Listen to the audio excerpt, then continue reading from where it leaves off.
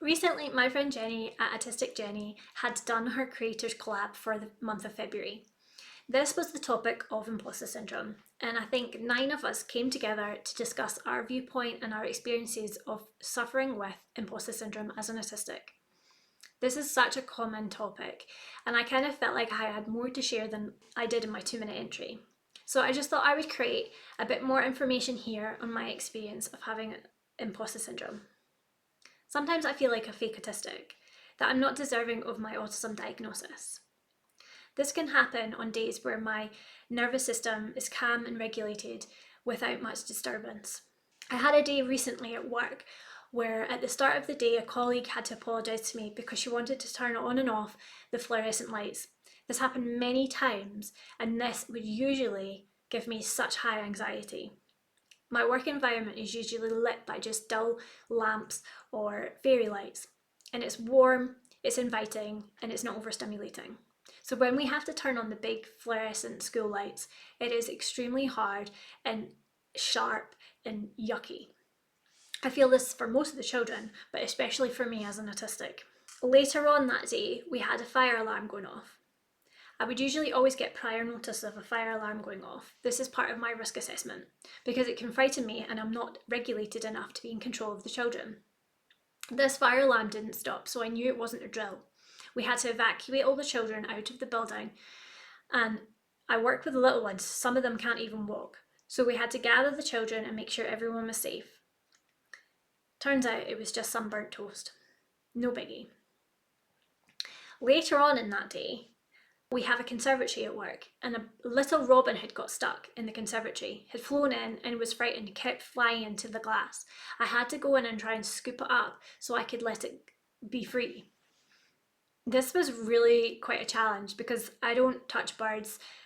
Birds are a bit unpredictable, and it was frightened, so I didn't want to make it even more scared.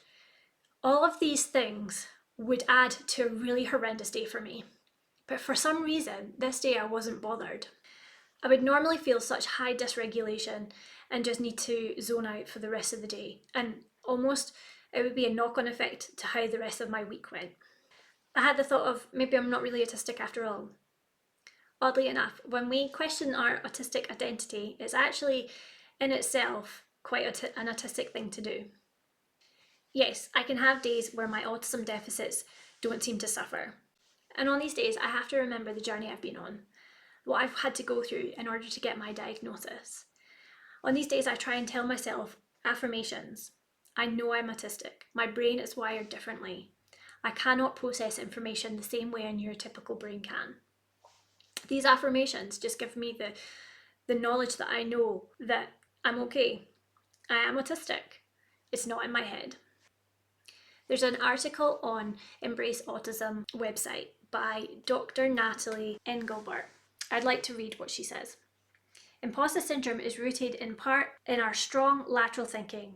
Lateral thinking, sometimes also called thinking outside the box, thinking unusual, or especially creative ways, can allow us to come up with many potentially alternative causes for our traits, which we can sometimes really focus on, thanks to our propensity to think deeply and in great detail about a topic, situation, or event. In effect, we're able to think our way out of our diagnosis. This can be the case when we receive or in the running up to getting our diagnosis.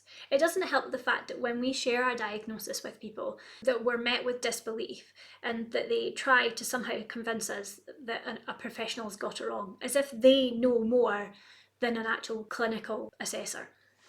It is possible for the feelings of excitement and liberating validation that we feel from getting a diagnosis and doubting that we are autistic can coexist. It's very confusing, disorientating, and exhausting.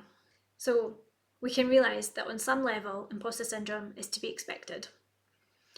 I think my advice is we need to have regular mental health support, whether that's having a therapist, having a neurodivergent coach, or joining a support group.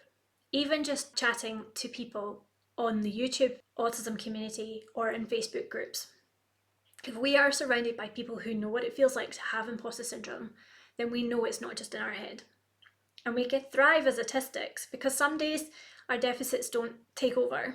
And some days that's all we could think about. I hope you've enjoyed this video and click on one of my next ones. Thank you.